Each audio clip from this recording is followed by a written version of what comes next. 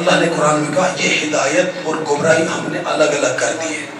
اب جب اتنی الگ ہو چکی تو پھر ہم دوسرے دروازے پہ کیوں جائیں؟ پھر ایک دلیل اور بیان کرتا ہوں، ہم دوسروں کے دروازے پہ کیوں نہیں گئے؟ جنہوں نے اصحاب رسول سے دین لی، ہمارا ان کے اوپر اعتراض نہیں ہے، لیکن ہم کیوں نہیں گئے؟ ایک دلیل میں نے شاید دوسری مجلس میں نے بیان کی تھی، وہ میرے ساتھ ایک سید زادہ اہل سنت آیا تھا، وہ ان کے لیے تھی، ایک آپ کے لیے بیان کرنا۔ ہم اصحاب رسول کے دروازے پر دین لینے کیوں نہیں گئے؟ اس کی جو بین دلیل، واضح دلیل ہے وہ یہ ہے کہ اصحاب رسول سارے ایک کیٹیگری کے نہیں تھے۔ کچھ ایسے تھے جن نے رسول کو 1 گھنٹہ دیکھا، کچھ ایسے تھے جو بارگاہ رسالت میں 1 دن رہے، کچھ ایسے تھے جو بارگاہ رسالت میں 2 دن 4 دن 6 دن رہے، کچھ ایسے تھے 1 مہینہ بھر رہے، کچھ ایسے تھے جنہوں نے اپنی ساری زندگی دربار رسالت پہ گزاری۔ بات پہنچ گئی؟ اب جملے کو ایک اور انداز میں بدل رہا ہوں، کچھ ایسے تھے جنہوں نے قلب سے رسالت کو قبول کیا اور نبی پر ایمان لائے، اور کچھ ایسے تھے جنہوں نے فتح مکہ پہ چمکتی تلواروں کو دیکھ کر، نہیں جملے کو سمجھے گا، کچھ ایسے تھے جنہوں نے فتح مکہ کے موقع پر چمکتی ہوئی تلواروں کے ڈر سے اسلام قبول کیا۔ اب جو ڈر سے اسلام قبول کرے اس کے اسلام پہ اعتماد کیا جا سکتا ہے، ہم نہیں کر سکتے۔ سامعین محترم، اسی طرح جو وہ صحابی جو رسول خدا کے ساتھ پہلے دن رہے، مثلا اسلام کے پہلے شہید کون ہیں؟ نہیں، اسلام کے پہلے شہید حضرت یاسر ہیں، پہلی شہیدہ حضرت سمیہ ہیں، حضرت عمار یاسر کے والد اور والدہ یہ مکہ میں شہید ہوئے۔ اسلام کے پہلے شہید حضرت یاسر، پہلی شہیدہ جناب سمیہ، حضرت صحابی رسول، عاشق رسول، دربان علی، حضرت عمار یاسر کے والد اور والدہ۔ یعنی عمار یاسر وہ ہستی ہیں جنہوں نے تلوار کے زور پر اسلام قبول نہیں کیا، نبی کے کردار کو دیکھ کر اسلام قبول کیا۔ جملہ سمجھے گا، میں نتیجہ دے رہا ہوں گفتگو کا۔ عمار یاسر وہ صحابی رسول ہے جنہوں نے تلوار دیکھ کر اسلام قبول نہیں کیا، اگر تلوار دیکھ کر اسلام قبول کرتے تو جیسے ہی دشمن سامنے آتا پشت دکھا کے بھاگ جاتے، بلکہ انہوں نے نبی کے کردار کو دیکھ کر اسلام قبول کیا۔ اور ان کے اس بات پر دلیل کیا ہے کہ اسلام کے سب سے پہلے شہید عمار یاسر کے والد ہیں، پہلی شہیدہ ان کی والدہ ہیں جو مکہ میں شہید ہوئے۔ اب اگر ہم صحابہ میں سے کسی صحابی پر اعتماد کریں تو کس پر کر سکتے ہیں؟ جملہ سمجھیے گا، کس پر کر سکتے ہیں؟ تو وہ ہم کریں گے حضرت عمار یاسر پر، اس لیے کہ عمار یاسر کا والدین کا خون ہے اسلام کی جڑوں میں، اور جن کے خون سے اسلام کا پودا تناور درخت بنا ہے، ہم یقین سے کہہ سکتے ہیں وہ کبھی اسلام کے غدار نہیں ہوں گے، بلکہ جب بھی ہوں گے وفادار ہوں گے۔ تو اب اگر تم نے حقیقی اسلام صحابہ کرام سے بھی سمجھنا ہے تو پھر عمار یاسر کو دیکھ لو، وہ کس دروازے کا وفادار نظر آتا ہے۔ بات پہنچ گئی نا؟ اب یہاں پر آ کر ایک کنفیوز شخص، پریشان ہوتے ہیں لوگ نا، کنفیوز ہوتے ہیں۔ آج بہت سارے کنفیوز ہیں، ہم ادھر جائیں یا ادھر جائیں۔ بعض وقت لوگوں کو نمازیں کنفیوز کرتی ہیں، بعض کے روزے کنفیوز کرتے ہیں، بعض کے حج کنفیوز کرتے ہیں، بعض کی بڑی بڑی خیراتیں لوگوں کو کنفیوز کر دیتی ہیں کہ اتنا کچھ اللہ کی راہ میں کر رہا ہے، یہ غلط کیسے ہو سکتا ہے؟ ایسا ہی ہے نا، یہ آج کی مشکل نہیں، اس وقت کی مشکل نہیں تھی۔ جب صفین کا میدان سجا ہوا تھا، کوفہ سے ایک شخص چلا اور صفین کے میدان میں پہنچ گیا، نیت کر کے گیا تھا کہ میں مولا علی کے لشکر سے مل کر کفار و مشرکین کے لشکر سے لڑوں گا، یعنی اسلام کے امرکاب ہو کر مشرکین و کفار سے جنگ کروں گا۔ لیکن جب میدان میں پہنچا ادھر بھی اذان، ادھر بھی اذان، ادھر بھی نماز، ادھر بھی نماز، ادھر بھی روزہ، ادھر بھی روزہ، ادھر بھی قرآن، ادھر بھی قرآن. کنفیوز ہو گیا. جس طرح آج بھی بہت سارے لوگ کنفیوز ہیں نا، وہ بھی کنفیوز ہو گیا.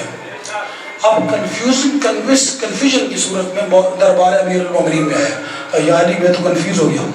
میں تو گھر سے ارادہ کر کے نکلا تھا کہ میں کس لشکر میں لڑوں، لیکن یہاں پر آ کر تو میں تو کافروں سے جنگ لڑنے آیا تھا، آپ تو مسلمانوں سے لڑ رہے ہیں. اس سوال کا جواب مولا علی دے سکتے تھے. اس سوال کا جواب مولا علی دے سکتے تھے، لیکن رہبر معظم نے 250 سال ایک انسان جو 12 معصومین علیہ السلام کی حیات طیبہ کے اوپر نے کتاب لکھی ہے نا، وہ کہتے ہیں انسان اصل میں یہ ایک ہی تھا، جیسے جیسے حالات بدلتے تھے پالیسی بدلتی تھی. 12 معصومین کے اوپر، 12 اماموں کے اوپر جو رہبر معظم نے کتاب لکھی، 250 سالہ ایک انسان. ہم جن مجتہدین کو گالیاں دیتے ہیں نا، کبھی ان کی زحمات کا بھی مطالعہ کر لیں، یقین مانے ہماری بہت ساری مشکلیں حل ہو جائیں. انہوں نے لکھا 12 اماموں کے متعلق کہ یہ 12 اصل میں ایک ہی تھے، لیکن جیسے جیسے حالات بدلتے تھے پالیسی بدلتی تھی. اور پالیسی کیوں بدلتی تھی؟ تاکہ ہر زمانے اور ہر حالت کے لیے اپنے چاہنے والوں کے لیے اسوہ حسنہ بن جائے، تاکہ کسی بھی دور میں جب ہمارے ان کے چاہنے والوں کو مشکل پیش آئے تو ان کے سامنے 14 کا نمونہ عمل موجود ہو کہ حالات ایسے ہوں تو 14 نے کیسے سروائیو کیا ہے. یہ کنفیوز شخص مولا کے دربار میں آیا. مولا نے اسے جواب نہیں دیا، کہا جاؤ اس سوال کا جواب صحابی رسول عمار یاسر سے پوچھو. بس گفتگو تمام ہے اس بات پہ. یہ شخص چلتا ہوا عمار یاسر کے پاس آیا. عمار یاسر سے پوچھا کہ میں مدینہ کوفہ سے نکلا تھا مولا علی کے لشکر میں شامل ہو کر کافروں سے جنگ کروں گا، لیکن میں پریشان ہو گیا. ادھر بھی نماز ہے، ادھر بھی نماز، ادھر بھی روزہ، ادھر بھی روزہ، ادھر بھی قرآن، ادھر بھی قرآن. میں مولا علی کے پاس گیا کہ آپ اس کی میری مشکل کشائی فرما دیں. مولا نے خود جواب نہیں دیا، بلکہ مولا نے آپ کے پاس بھیجا ہے کہ عمار یاسر سے پوچھو، تمہیں وہ اس سوال کا جواب دیں گے. اب آپ بتائیے تاکہ میری کنفیوژن دور ہو جائے. عمار یاسر خیمے میں اپنی مسند پر بیٹھے ہوئے تھے. اس شخص کو بازو سے پکڑا اور باہر میدان میں نکلے. سامنے جو امیر شام کی فوج تھی اس کے علمدار کے ہاتھ میں جھنڈا پکڑا ہوا تھا. عمار یاسر نے کہا اس جھنڈے والے شخص کو دیکھ رہے ہو؟ کہا دیکھ رہا ہوں. کہا اس کے ہاتھ میں جھنڈا بھی دیکھ رہے ہو؟ کہا دیکھ رہا ہوں. کہا خدا کی قسم، یہ روایت کے جملے پڑھ رہا ہوں، اپنی طرف سے ایک لفظ بھی نہ اضافہ کروں نہ کمی. عمار یاسر فرماتے خدا کی قسم شخص بھی یہی تھا اور جھنڈا بھی یہی تھا. میں نے رسول اللہ کی معیت میں بدر، احد اور خندق 3 جنگیں لڑی ہیں اس کے خلاف. پتہ نہیں آپ سن رہے ہیں یا نہیں. میں سن مجمع میں اگر یہ جملہ کہوں تو پھر تو حق بنتا ہے چپ ہونے کا، لیکن آپ جیسے زندہ ضمیر، آپ جیسے عاشق حسین، آپ جیسے عاشق ولایت مجمع میں یہ جملہ کہوں اور مجمع میرا جملہ ضائع ہو جائے. کیا کہا؟ کہا شخص بھی یہی تھا اور پرچم بھی یہی تھا. میں نے معیت رسول میں اسی شخص اور اسی جھنڈے کے خلاف 3 جنگیں لڑی ہے. بس جیسے ہی ہمارے یاسر نے یہ کہا نا کہ میں نے رسول اللہ کی معیت میں اسی شخص اور اسی جھنڈے کے خلاف 3 جنگیں لڑی ہیں، اس نے دوڑ کر گیا، علی کے ہاتھ پاؤں پہ اپنا ہاتھ رکھا. اس نے کہا مجھے ہمارے یاسر نے جواب دے دیا، آج مشرکین بیس بدل کے آپ کے مقابلے میں آ گئے. نعرہ حیدری، نعرہ صلوات. مشرکین بیس بدل کے آپ کے مقابلے میں آ گئے. اس لیے ہم 1400 سال سے اذانوں اور نمازوں سے کنفیوز نہیں ہوئے، ہم قرآن کی قراتوں سے کنفیوز نہیں ہوئے. بس ہم نے ایک ہی مرحلہ دیکھا ہے، اس کے ہاتھ میں دامن علی ہے یا نہیں، اس کے ہاتھ میں دامن حسن حسین ہے یا نہیں، اس کے ہاتھ میں 12 اماموں کا دامن ہے یا نہیں. اگر 12 کے دروازے پہ یہ نظر آیا تو ہم نے 12 کو اس طرح یکجا پایا. ایک مثال میرا دل کہتا ہے میں سنا کے آپ کو آگے بڑھوں. سامعین محترم، ہم نے ان 12 کو اس طرح یکجا پایا. خراسان کا رہنے والا ایک شخص ہے، خواب دیکھتا ہے. خواب میں کیا دیکھتا ہے؟ مسجد میں تخت لگا ہوا ہے، تخت کے اوپر جو ہے کپڑا پڑا ہوا ہے، کپڑے کے اوپر ایک جو ہے بڑا سا تشت رکھا ہوا ہے، اس تشت میں کھجوریں پڑی ہیں، اوپر ایک کپڑا پڑا ہوا ہے. مسجد پر رسول خدا تشریف فرما ہے. منظر دیکھا، دوڑ کے گیا، سلام کیا رسول خدا کو، کہا یا رسول اللہ کچھ عطا کیجئے. اللہ کے نبی نے اس تشت میں سے ایک مٹھی بھر کے اس کے ہاتھ پہ رکھی. یہ باہر نکلا، اس نے گننی شروع کی، پوری 18 کھجوریں تھی. اس نے بس اس خواب کی تعبیر یہ سمجھی کہ شاید میری زندگی کے 18 دن رہ گئے ہیں، 18 مہینے رہ گئے ہیں، یا 18 سال رہ گئے ہیں. اب سجدوں پہ سجدے، اب نمازوں پہ نمازیں. ارے موت کا یقین ہونے سے پہلے توبہ قبول ہوا کرتی ہے، یقین ہونے کے بعد نہیں. اب خواب کی تعبیر سوچ رہا ہے کہ میری زندگی کے 18 مہینے رہ گئے، 18 سال رہ گئے، 18 دن رہ گئے. سوچ رہا ہے. اتنے میں کسی نے مسجد میں اعلان کیا، کل خراسان کی مسجد میں فرزند رسول علی ابن موسیٰ رضا آ رہے ہیں. صلوات پڑھنے امام کی ذات ہے.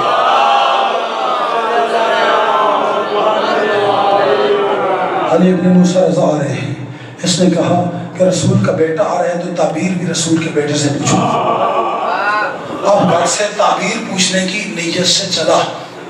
جب مسجد میں پہنچا تو جیسے ہی مسجد میں داخل ہوا اسے تعبیر پوچھنے کی ضرورت نہیں پڑی. ویسا ہی تخت تھا، ویسا ہی کپڑا تھا، کپڑے کے اوپر ویسا ہی تشت تھا، تشت میں ویسی ہی کھجوریں تھی، کھجوروں کے اوپر ویسا ہی کپڑا پڑا ہوا تھا. اور مسند پہ رسول نہیں، رسول کا بیٹا تھا. مسند پہ رسول اللہ نہیں، رسول اللہ کا بیٹا علی بن موسیٰ رضا تشریف فرما تھے. اس نے کہا باقی تعبیر تو ساری ہو بہو وہی ہے، اب چیک کرتا ہوں حقیقت ہے یا خیال ہے. آگے بڑھا تو فرزند رسول کچھ عطا کیجئے، فرزند رسول کچھ عطا کیجئے. مولا رضا نے اسی تشت میں سے مٹھی بھر کے اس کے ہاتھ پہ رکھی، بھاگتا ہوا باہر گیا، گننی شروع کی، پوری 18 تھی، پوری 18 تھی. واپس پلٹ کے آیا، کہا مولا رضا کچھ اور عطا کیجئے. امام نے مسکرا کر کہا اگر نانا نے اور دی ہوتی میں بھی دے دیتا.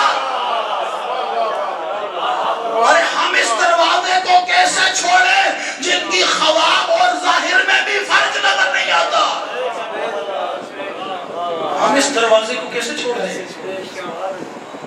لیکن اس دروازے کی قیمت بڑی چکائی ہے. میں شکر گزار ہوں آپ سب کا، آپ نے بڑی حوصلہ افزائی کی میری.